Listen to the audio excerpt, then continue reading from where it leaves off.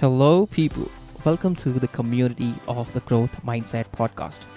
Guys, if you are a first time listener, don't forget to subscribe on whichever platform you're listening from so that you don't miss on more interesting episodes coming up in following weeks. And for our daily listeners, here we are again with a new episode where we will interview another interesting personality from a unique industry and understand how they were able to accomplish this great level of success. Remember, this is a podcast where we learn easy, practical methods and tips that we can implement in our daily lives from the very best and the most successful people known today.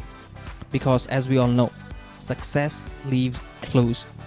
And we, the people having the growth mindset, will use these clues to create a better, more fulfilling, and a successful life. So, let the growth begin.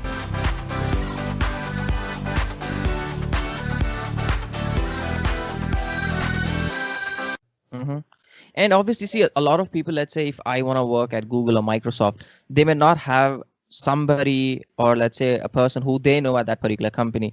In that scenario, what do you suggest people should do? Should they, go to LinkedIn, connect with somebody? Yeah, I What mean, is your connect. advice? So now look, connect with people and utilize your network. Now, don't do this. Don't just connect with someone and say, "Hey, I want to work at Microsoft." They don't know you. They don't stuff.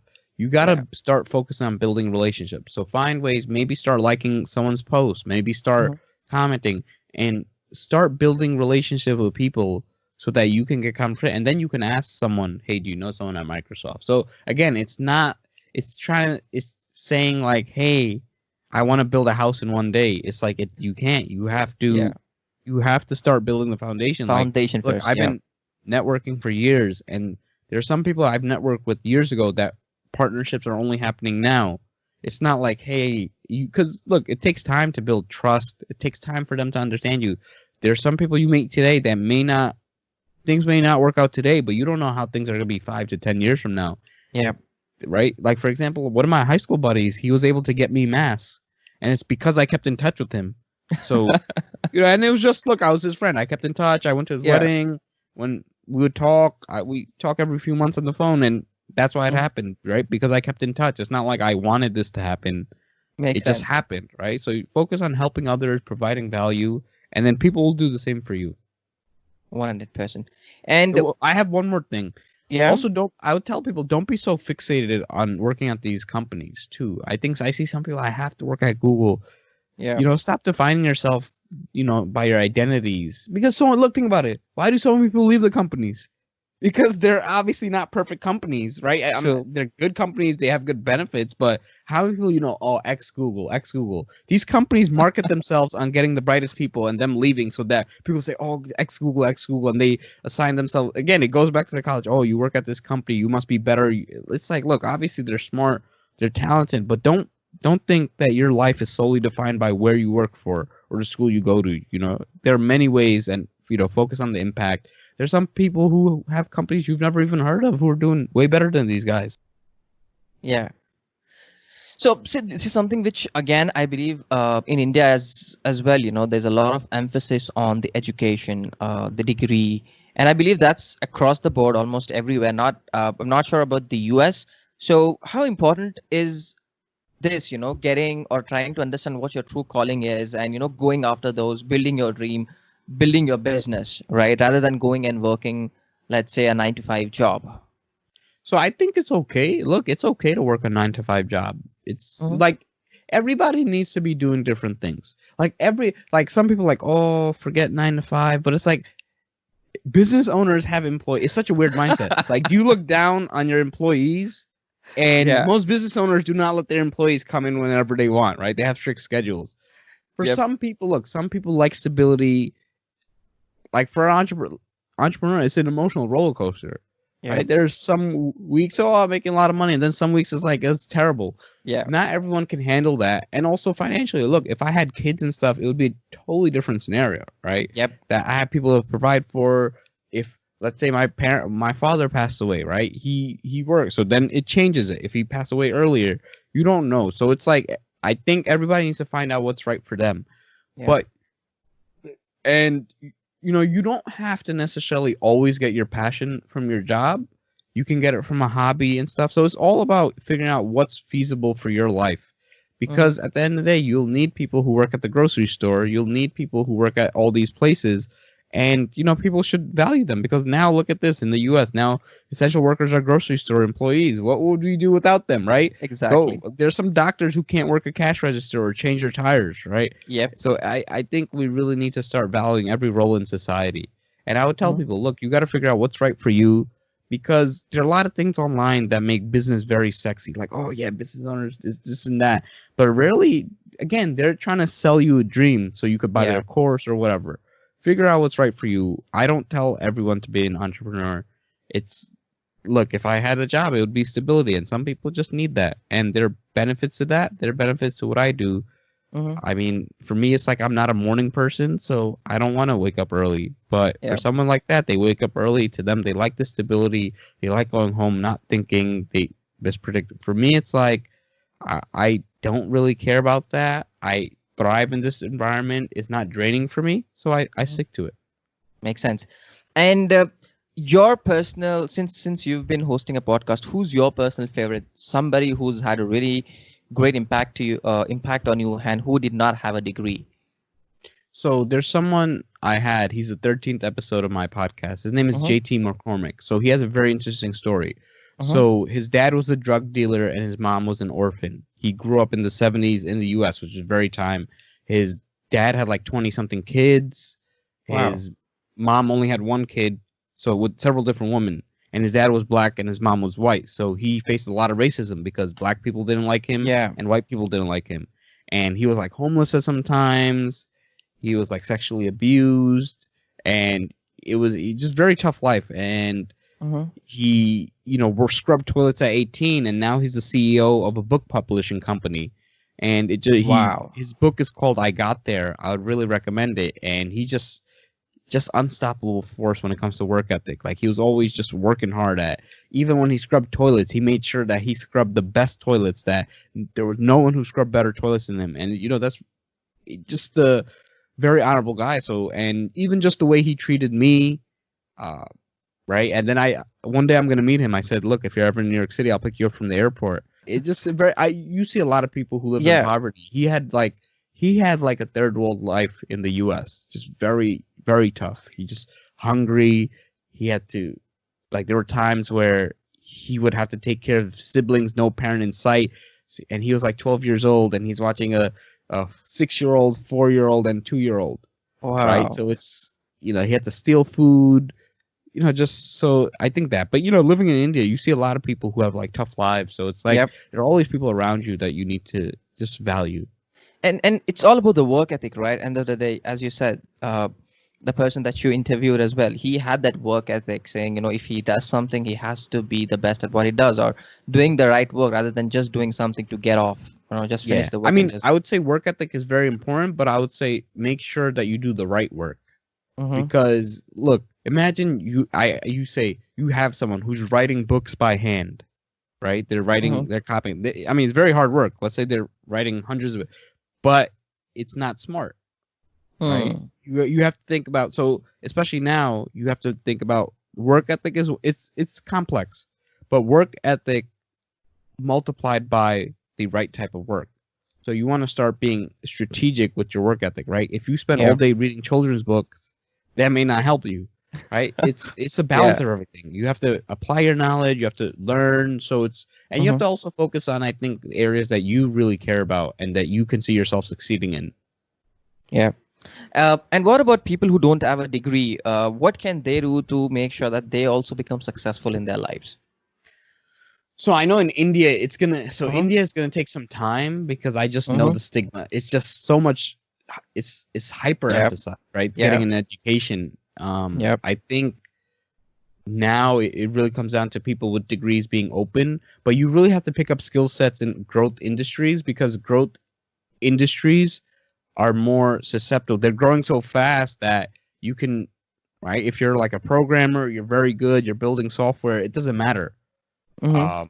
So you want to focus on industries that are growing, in demand, and new. That's the best way to succeed without a college degree.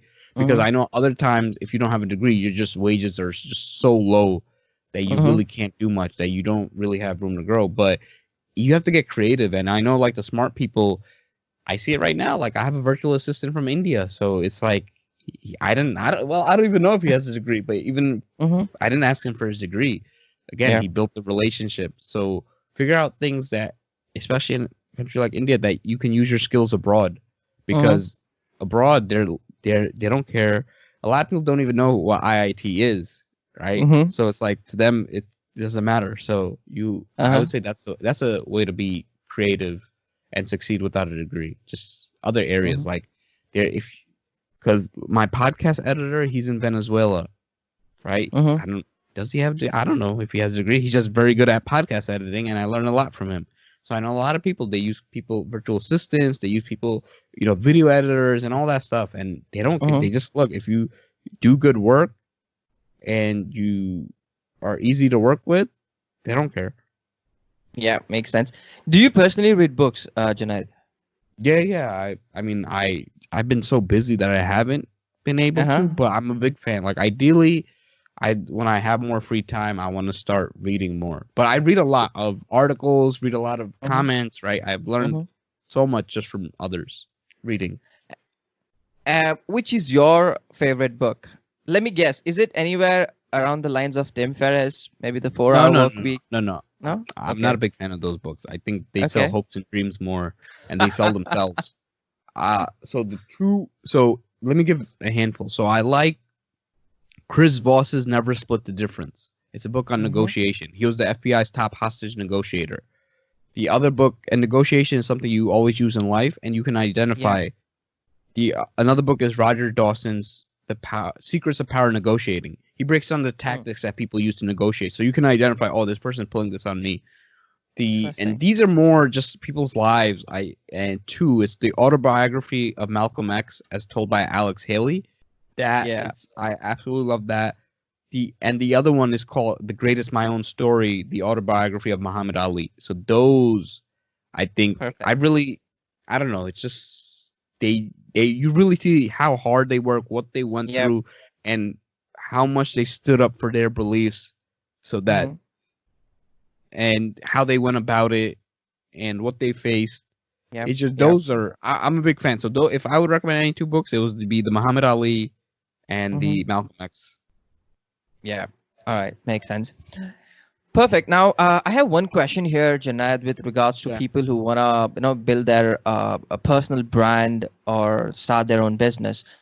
Uh, how important do you think having mentors is at that point of time? Do you think having mentors when you're trying to build a business is important, or your personal brand? 100%. If you don't look, a mentor will save you thousands upon thousands of dollars. Mm-hmm. So I would definitely recommend, you gotta have a mentor. It Mm-hmm. just changes. You just learn a lot, and your mentor pushes you. They push you to be better. They give you a lot of info. They have the experience that you don't have, and then like a good mentor-mentee relationship is where you help your mentor in areas that they're not good in, maybe technology, some new Mm-hmm. areas, and they give you the wisdom and expertise. So Yeah. mentor has 100% changed my life, and my mentor doesn't have a college degree, and Ray Dalio, the Yeah. Bridgewater associate. So Yeah. she Yeah. worked Yeah. with Ray Dalio when they had 35 Wow. employees. So this was early, and she placed people who worked there like over 20 plus years.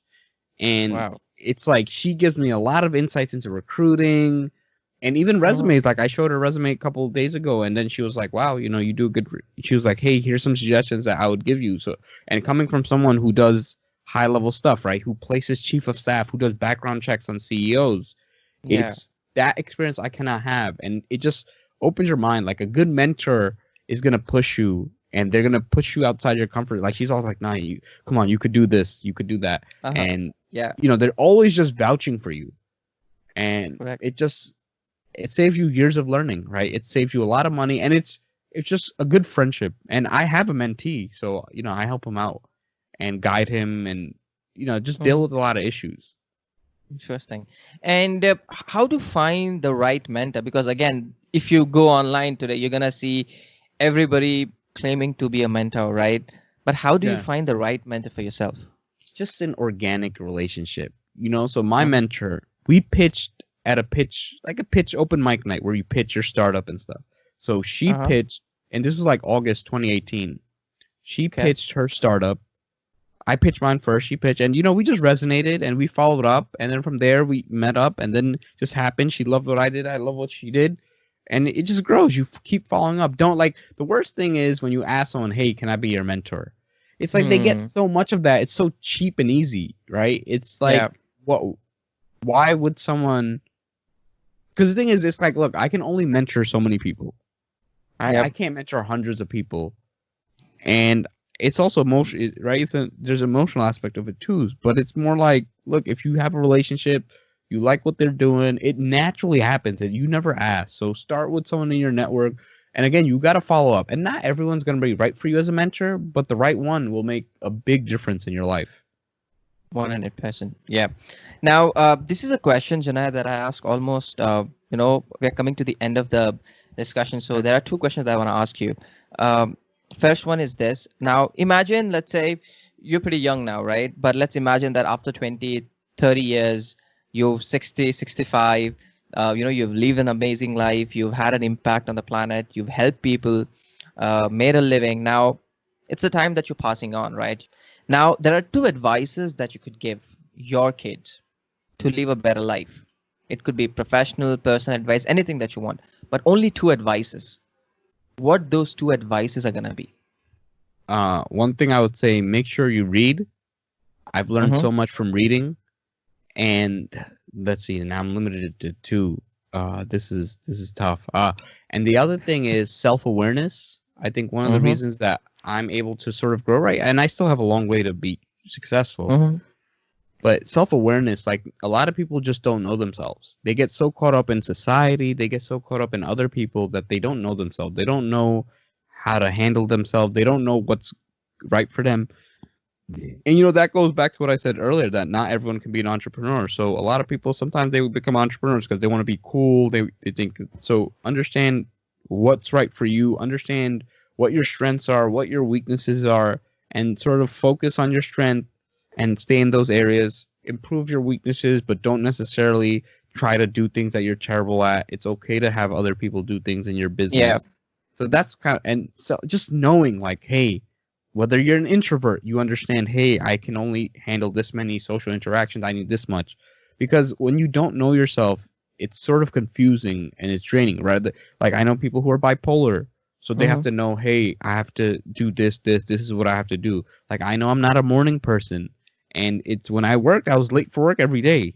Mm-hmm. And so it's like, I know what works for me, Yeah, what doesn't work for me, and stick that. Because once you know yourself and you're self-aware, then it's yeah, like you can do everything. You know what you can do, and you can do the things that you want to a lot better. makes sense. Makes sense. And this is one last question, and this is more like a philosophical question, but this is something that I like asking, right? What, according to you, uh, is the purpose of life? What do you think? What is the purpose of having a life and you being on this planet? I think the purpose of life is just to make the world a better place and impact others. And the beauty of that is there are many ways you could do that. That whether you're a person in a grocery store checking out and just talking to the person, or whether you're scrubbing toilets and just making sure you're doing a good job, or whether you're a doctor, you're a nurse, or you're a teacher, everybody can do something that makes the world a better place. That Yeah. if you're just, if you're kind, I think that's, you see so much when, and I'm pretty sure you have in your personal life, when you're just interacting and the person's just nice and they're friendly and they have respect, 100%. it just makes your day so much better, Yeah. their day so much better. It just makes the world better. Yeah, 100%. Awesome. Jonaed, thank you so much for your time, on the Growth Mindset podcast. I'm sure a lot of people are definitely going to be benefited by your advice as to, how they should be building their resumes, treating people fairly, which I think is very, very, very important, rather than judging people by the degrees they have, and, valuing people for what they are, irrespective of whether they are, working at a grocery store, or just cleaning washrooms, or having a job. Because I think that is something which is very, very, very important at this point of time, right? Because until unless we understand that the person at the other end is also a human, right? I think none of us are going to go anywhere. Yeah, no. Thank you for having me. I mean, if anybody wants to get in touch, you can find me on LinkedIn. Spell the name Jonaed. I'm the only one with that spelling. I don't have the other spelling. There's a lot of people with Junaid, Junaid. A lot of people. Correct. But I'm lucky. Correct. My name Jonaed. Last name Iqbal, Iqbal. Yeah. Feel free to check out my podcast on nodegree.fm. And I wish I hope they got a lot of value out of this episode.